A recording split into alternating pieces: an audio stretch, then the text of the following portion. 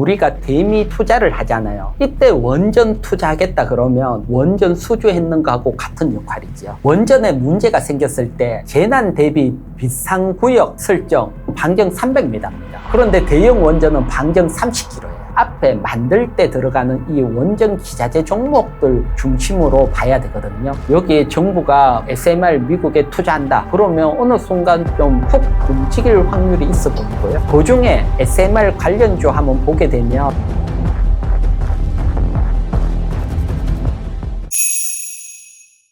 원전주가 소외받고 있는데 언제쯤 주도주로 상승하게 될까요? 사실 원전주 여러분들이 차트 보면 가장 크게 움직인 데가 몇 번 있는데 뭐 작년 같은 경우도 비슷하고요. 뭐 해외에서 원전 수주했다 그러면 한 번씩 크게 움직였거든요. 그래서 가장 큰 모멘텀은 사실 해외 수주인데 당장 수주할 만한 건 없어요. 지금 뭐 올해 안에 수주하기는 쉽지 않고요. 대신 뭐가 있냐고 하면 우리가 대미 투자를 하잖아요. 이때 원전 투자하겠다 그러면 원전 수주했는 거하고 같은 역할이죠. 우리가 원전 투자하니까 아무래도 거기에 새롭게 짓게 되고 그러면 수주했는 거와 비슷하거든요. 그렇기 때문에 이것도 한 7월 정도 발표하지 않을까 시장에서 보고 있는데 아직도 뭐 많이 부각은 되지 않고 있지만 대미 투자 발표 시에 원전이 포함된다. 그러면 이게 하나의 모멘텀으로 작용할 것으로 봅니다. 그리고 포함될 확률도 상당히 높다고 보고 있고요. 요거는 소형 원전 모델이거든요. 모듈. 여기에 지금 투자 얘기가 계속 나오고 있거든요. 쉽게 말해서 5월 달에 유스케일 파워, 미국 SMR 기업이죠. 유스케일 파워가 실적 발표하면서 우리 정부하고 협의하고 있다. 이런 얘기도 했거든요. 그러면 원전 투자하지 않는데 굳이 5월 달에 협의했을까 요렇게도 바라볼 수 있고 그 다음에 지금 미국하고 중국하고 SMR 패권 경쟁을 하는데 중국이 앞서가고 있어요.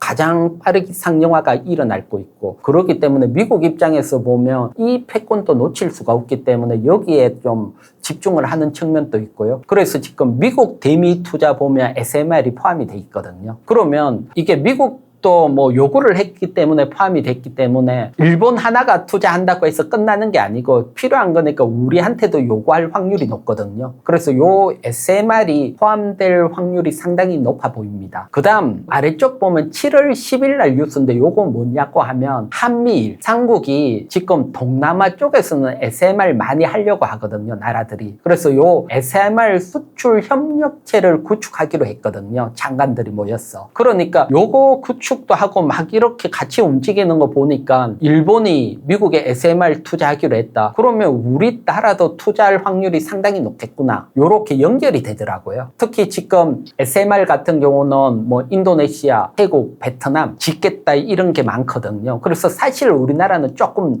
늦었어요. 지금 미국하고 일본하고 합쳐서 연합해서 먼저 진출을 하고 있거든요. 대신 우리가 뒤늦게 뭐 따라가고 있고 같이 협력했어. 그러니까 아무래도 대미 투자 프로젝트에 대형 원전보다는 SMR 포함될 확률이 높고요. 또 SMR이 높아 보이는 것은 투자비를 빨리 회수할 수 있는 이런 측면도 있거든요. 그래서 SMR이 왜 이렇게 뜨고 지금 자주 나오는지 이 부분도 한번 보고 갈게요. 요거는 소형 원전 모듈하고 옆에 대형 원전하고 어떤 차이가 있는지를 보여주는 거거든요. 요거는 에너지경제원에서 나온 거고요. 보면 일단 건설 기간입니다. 보면 SMR은 3년 이하고요. 대형 원전은 길게 한 10년까지도 걸리고요. 그 다음에 건설 비용 SMR은 한 1조면 되는데 대형 원전은 한 10조 정도 들거든요. 그러니까 아무래도 우리가 대미 투자할 때는 자금 회수라든가 이런 거 봤을 때 할 확률이 좀 더 높겠죠. 뭐 정부에서는 수익성이 있냐 또 자금 회수할 수 있냐 여기에 또 중점으로 본다 있으니까요. 그 다음에 사고 날 확률 보면 대형 원전보다 SMR이 한 2분의 1, 50% 정도 확률이 더 줄어 있고요. 그 다음에 정말 중요한 겁니다. 맨 끝에 보면 이게 뭐냐고 하면 원전에 문제가 생겼을 때 재난 대비 비상구역 설정 반경 300m입니다. 그런데 대형 원전은 반경 30km예요. 엄청난 차이가 나잖아요. 그러니까 SMR 같은 경우는 반경 300m면 도심 근처에도 지을 수 있고요. 그 다음에 뭐 지금 에너지가 많이 필요한 AI 데이터 센터 옆에도 바로 지을 수가 있고요. 그렇기 때문에 향후에서는 대형 원전보다는 SMR 쪽이 원전 시장에 어떻게 보면 거의 장악을 해 들어가지 않을까 이렇게 느끼고, 지금은 뭐 아무래도 전력이 많이 필요한 곳들이 몰려 있는 구조니까요. 그렇기 때문에 이 SMR이 뜨고 있다. 또 SMR 관련주는 뭐 관심 가져야 된다. 원전주들 중 어떤 종목의 매수에 관심을 가지면 좋을까요? 관련이 돼 있는 종목, 그런 측면에서 본다면 가장 첫 번째는 원전 대장주인 두산에너빌리티입니다. 두산에너빌리티 같은 경우는 미리 SMR에 대해서 투자를 시작을 했거든요. 보면 요게 이제 작년에 세계 최초 SMR 전용 공장을 건설하기 시작을 했어요. 그러니까 다른 나라에서 하기 전, 다른 기업들이 하기 전에 두산에너빌리티가 세계 최초 SMR 공장을 짓고 있다는 겁니다. 아무래도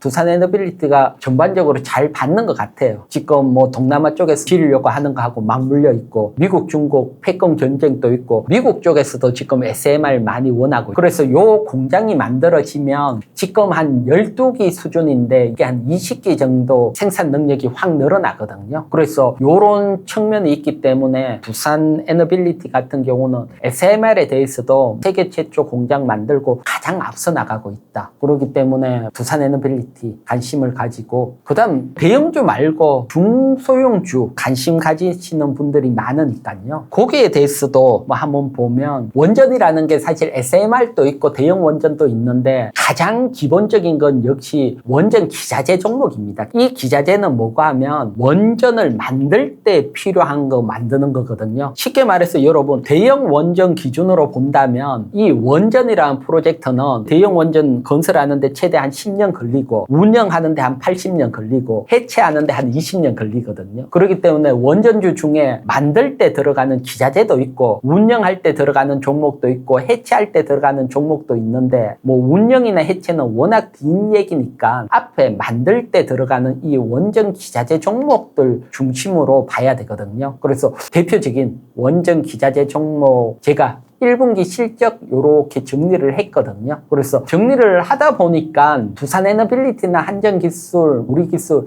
시가총액 큰 애들은 너무 고평가더라고요. 거기에 비해서 시가총액이 좀 중소형 이런 애들은 1분기 영업이익 기준 PER 보면 코스피 30배에 비해서 훨씬 저평가돼 있더라고요. 그래서 요런 애들은 뭐 아무래도 주가도 지금 많이 빠져 있고 실적도 저평가고, 여기에 정부가 SMR 미국에 투자한다 그러면 어느 순간 좀 훅 움직일 확률이 있어 보이고요. 그 중에 SMR 관련주 한번 보게 되면 첫 번째 BHI입니다. 요 BHI는 1분기 PER 기준 한 11배밖에 안 되니까요. 시가총액은 좀 크더라도 저평가돼 있고요. BHI 같은 경우는 미국 대표적인 SMR 기업 유스케일 파워 정식 기자재 기업으로 돼 있으니까요. 그렇기 때문에 제가 5월 달에 우리 정부가 유스케일 파워하고 협의도 했다 이런 얘기도 했잖아요. 그런 측면에서 본다면 메리트가 있고요. 그 다음에 우진입니다.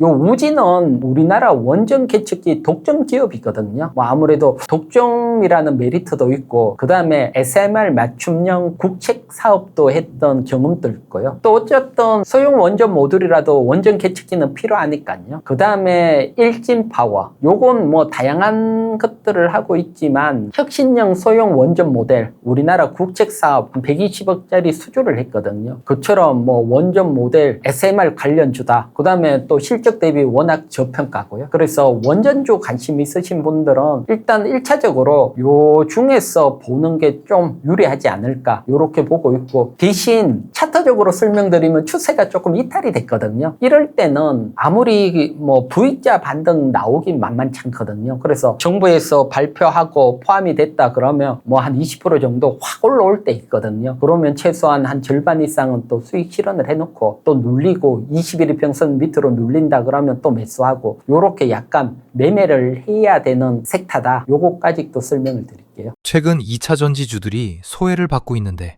이유가 무엇일까요? 2차전지 배터리 캐점도 있고 여러 가지가 있지만 제가 보는 가장 큰 이유는 아무래도 글로벌 경쟁에서 밀린다. 이게 가장 큰 영향을 미치고 있습니다. 글로벌 경쟁에 밀린다는 것은 숫자로 보면 시장 점유율이 줄어들고 있다는 거거든요. 이제 중국 포함해서 글로벌 배터리 시장 점유율이거든요. 이게 올해 가장 최근 데이터가 1월에서 5월 나온 데이터를 가져왔는데 쉽게 말해서 우리나라 배터리 3사 점유율이 계속해서 줄어들고 있어요. LG 에너지 솔루션 같은 경우는 작년에 9.5%에서 8.7%로, 또 SK온 같은 경우는 4.2%에서 3.4%로, 또 삼성 SDI는 작년에 10위권 있었는데 지금 10위권 밖으로 나오면서 데이터에 없어졌고요. 이처럼 글로벌적으로 보면 점유율이 줄어든다. 이건 아무래도 캐점이 극복되고 또 배터리 시장이 오더라도 우리가 먹을 수 있는 파이가 작아졌다는 거니까요. 그래서 요건 중국이 포함되는 거고, 또 중국 빼고 한번 볼게요. 사실 뭐 한 2, 3년만 하더라도 중국 제외하면 우리나라가 시장 점유율 한 50% 넘어갔거든요. 그런데 지금 보면 배터리 3사가 28.4%예요. 이것도 보면 작년 1월에서 5월이 37.2%인데 올해 28.4%로 줄었거든요. 이거 뭐가 하면 시장 점유율이 이 정도 준다는 것은 정말 강하게 줄고 있다는 거거든요. 그처럼 중국이 워낙 치고 올라오면서 우리가 시장 점유율이 줄어드니까 아무래도 배터리 시장은 기대감이 큰 시장인데, 이거 우리가 실제로 전기차 시장이 왔을 때 다 장악할 수 있을까, 이런 의문이 생기게 되는 거죠. 그래서 제가 봤을 때 이 시장 점유율 줄어드는 게 언론이나 이런 건 안 나오지만 큰 영향으로 작용하고 있지 않을까, 이렇게 보고 있고요. 그 다음에 여기서 약간 오해할 수 있는데 이렇게 볼게요. 다른 거보다는 올해 같은 경우는 이게 밑에 이렇게 보면 그로스 레이트라고 올해 지금 1월부터 5월 사이 작년보다 전기차 시장이 한 21.8% 증가를 했어요. 시장은 21.8% 증가하고 시장 점유율은 우리가 한 9% 정도 줄어들었잖아요. 그러니까 매출은 늘어날 수 있어요. 시장이 20% 커지고 시장 점유율 10% 줄어들었으니까 매출은 본다면 작년보다는 늘어날 거예요. 대신 시장 점유율만큼 늘어나는 게 아니고 더 크게 늘어나야 되는데 적게 늘어난다. 제가 설명드리고 싶은 건 이 부분이거든요. 그렇기 때문에 이게 뭐 기대감으로 가는 시장이기 때문에 이렇게 시장 점유율 줄어드는 게 큰 영향이고요. 시장 점유율이 좀 역전이 된다 이러면 의외로 강하게 움직일 수 있는데 역전되는 게 쉽지는 않고요. 제가 봤을 때 역전하는 방법은 하나밖에 없어요. 우리나라 같은 경우는 배터리 투자할 때 북미 시장에 제일 많이 투자를 했거든요. 북미 시장에 뭐 공장도 세우고 제일 많이 투자했는데 여러분 아시듯이 트럼프가 되면서 전기차를 막아버렸잖아요. 그렇기 때문에 시장 점유율이 크지를 못해요. 북미 시장에서 커지게 되면 당연히 시장 점유율도 늘어나고 중국은 또 못 들어오니까 북미 시장에. 그런데 지금 트럼프 때문에 안 되고 있다. 요 영향이 가장 큰 작용을 하고 있거든요. 그렇기 때문에 대신 트럼프도 아직 임기가 뭐 한 2년 넘게 남았으니까 트럼프 임기가 끝나갈 때쯤 되면 자연스럽게 또 해결될 수 있는 부분도 있다. 에너지 저장 장치 관련주들 지금 매수해도 괜찮을까요? ESS 같은 경우는 워낙 뉴스도 많이 나오고 지금 특히 AI 데이터 센터, 지금 신재생 에너지로 많이 에너지를 받고 있거든요. 그런데 AI 데이터 센터는 24시간 돌아가잖아요. 그렇기 때문에 풍력이라든가 태양광은 24시간 그대로 생산되는 게 아니니까 생산될 때 에너지 저장 장치에 모아놨다가 데이터 센터에 보내야 되니까 AI 데이터 센터 늘어나면서 ESS 시장도 같이 늘어났거든요. 그런데 이게 지금은 조금 주춤해지고 있어요. 이제 신규 설치를 나타냈는데 작년 12월 때 보면 신규 설치가 엄청나게 늘어났어요. 거의 뭐 역대급으로 설치가 늘어나면서 이제 본격적인 ESS 시장 도래했다. 그러면서 너도 나도 ESS 얘기가 나왔는데 갑자기 또 뚝 끊겼어요. 신규 설치량이. 증가를 하다가 올해 3월부터는 4월, 5월은 오히려 감소하는 측면도 나오고 있고요. 그래서 시장이 작년에 예상했던 거하고는 또 ESS 시장이 생각보다 안 커지고 있더라고요. 그래서 ESS 관련주 여러분들이 차트 한번 보면 지금 다시 많이 빠져 있어요. 그렇기 때문에 작년에 저 하나 강하게 갖는 거 보고 좋은 시장 너무 좋게 바라본 측면들이 있거든요. 그렇기 때문에 제가 봤을 때는 아직도 좀 폭발적으로 커지기에는 시간이 조금 필요하지 않을까. 그래서 신규 설치 이런 데이터들은 매달 나오니까요. 뭐 이런 데이터들 보면서 일단은 좀 증가하는 모습이 나와야 되지 않을까. 이렇게 보고 있고요. 참고적으로 보면 LG 에너지 솔루션 요때 ESS가 작년 연말에 폭발적으로 나오면서 많은 리포트들 그때 당시 리포트들을 하나 가져왔거든요. 요렇게 보면 요거는 미래에셋증권 리서치 데이터인데 왼쪽은 전기차하고 ESS하고 매출 비교를 했거든요. 올해부터 ESS 시장이 계속 증가하면서 내년에는 전기차보다 ESS 시장이 더 커지고 여기서 매출이 더 나올 거다. 이렇게 전망을 하고 있었거든요. 그런데 지금 아시겠지만 ESS 신규 설치가 확 죽어버렸잖아요. 그래서 이 전망이 안 맞고 또 요때 당시 매출액도 ESS 매출액이 급증할 거다. 이렇게 예상을 했는데 이것도 좀 안 맞고 있거든요. 그렇기 때문에 LG 에너지 솔루션 여러분들이 차트 보면 ESS 얘기가 나오고 이럴 동안 우리나라 차트가 뭐 3, 4월 달은 치고 올라갔거든요. 그러다가 지금 확 꺾여 있어요. 그렇기 때문에 ESS는 장밋빛으로 아직까지는 도래를 안 하고 있는 걸로 보이거든요. 그렇기 때문에 뭐 당장 매수하기보다는 이런 데이터들 좀 더 증가하는 거, 실질적으로 설치가 증가한다든가 이런 한번 훅 늘어난다든가 이런 것들이 좀 나와야지 ESS 관련주들이 좀 움직이지 않을까 이렇게 예상을 하고 있습니다. 2차 전지 중 어떤 섹터 쪽에 관심을 가져야 할까요? 조금 개선이 되는 섹터가 하나 나오고 있거든요. 양극재 수출 단가 나타내는 차트거든요. 왼쪽 보면 양극재 가격이 작년 말부터 올해 계속해서 그래프 보면 이렇게 증가를 하고 있거든요. 그래서 양극재 가격이 뭐 캐점 나오면서 크게 떨어졌다가 지금 약간 증가를 하고 있어요. 이런 측면은 양극재가 조금 유리해질 수 있는 환경으로 조금 바뀌고 있다. 요걸 알 수 있고 또 양극재도 보면 단가가 증가하는 거 있거든요. 양극재가 요런 측면 증가를 하고 또 그 다음 차트 보면 요건 이제 리튬 가격 그 다음 니켈 가격인데 요것도 보면 그래프가 막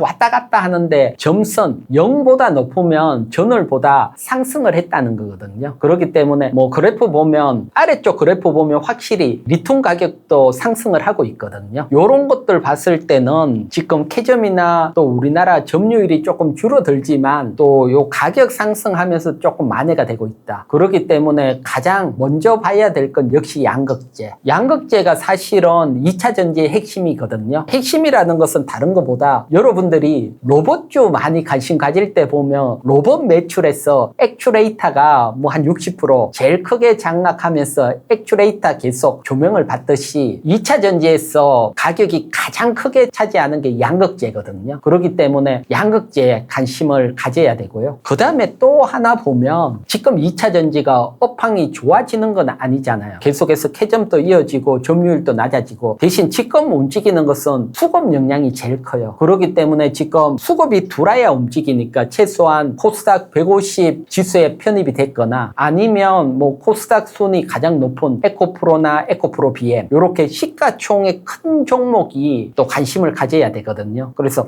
양극재라든가 시가총액 큰 종목 요 중심으로 지금은 봐야 될 걸로 보입니다. 또 쉽게 말해서 에코프로나 에코프로 BM은 코스닥 지수가 상승을 하게 되면 뭐 시가총액이 워낙 상이니까 필연적으로 일정 부분 상승하는 측면도 있거든요. 이건 만약에 코스닥 ETF가 매수가 들어온다 그러면 당연히 시가총액 크니까 따라 상승을 할 수 있거든요. 그래서 에코프로 그룹이라든가 또 양극재 요 정도 압축해서 보는 게 좋아 보입니다. 에코프로 BM 하락세, 어떤 매수 전략이 좋을까요? 요게 지금 에코프로 BM 일봉 차트거든요. 한 2023년부터 주구장창 하락을 하다가 작년에 저점을 잡고 추세적인 상승이 나오고 있었거든요. 그러다가 제가 요 까만 추세선을 껐는데 이거 이탈하고 정말 확 하락을 했거든요. 그래서 지나갔지만 기술적으로 설명을 드리면 저점과 저점을 이탈했던 요 추세선을 한번 확 이탈을 하고 그리고 바로 빠지는 게 아니고 보통 되돌림이 나오거든요. 추세선까지. 그래서 까만 추세선까지 되돌림이 나올 때 요때가 비중을 줄이는 거고요. 그래서 지금은 또 빠질 만큼 확 빠졌거든요. 그래서 지금부터는 또다시 천천히 매수해도 되는 시점으로 보이고요. 대신 요거는 워낙 시가총액이 크니까 코스닥이 상승이 나오면 코스닥하고 일정 부분 동반해서 상승이 나올 겁니다. 대신 퍼포먼스가 아주 크게 나오긴 조금 어려워 보입니다. 1조 2천억 에코프로비엠이 유상증자 발표를 했고, 물론 지금은 요게 조금 더 불분명하다, 다시 제출해라 그러면서 일단 유상증자 제출했던 공시는 드롭이 됐고, 대신 에코프로 그룹에서 다시 유상증자 보완을 해서 또 제출을 할 겁니다. 그래서 요런 유상증자 관련해서 부담감이 있거든요. 새로 제출하는 어떤 유상증자 관련해서 공시에서 신주 배정 기준이라는 게 있거든요. 그래서 그 기준일이 지금은 9월 4일인데 요게 드롭이 됐기 때문에 새로 제출했는 게 언제 될지는 모르는데, 보통 요 기준일이 왜 중요하냐고 하면 유상증자 발행가 결정할 때 최소한 신주 배정 기준일부터 1개월 전부터 주가가 영향을 미치거든요. 그 앞에는 영향을 안 미치고. 그렇기 때문에 기업 입장에서는 유상증자 성공하고 많이 하려면 신주 배정 기준일부터 1개월 안으로 들어왔을 때 주가가 좀 더 움직이는 측면이 있거든요. 그렇기 때문에 지금은 욕심내기보다 지수 코스닥 정도 바라보고 매수한다. 그 다음에 신주 배정일 기준일보다 한 달 앞에서부터는 조금 더 퍼포먼스가 나올 수 있다. 이런 것들 염두하셔서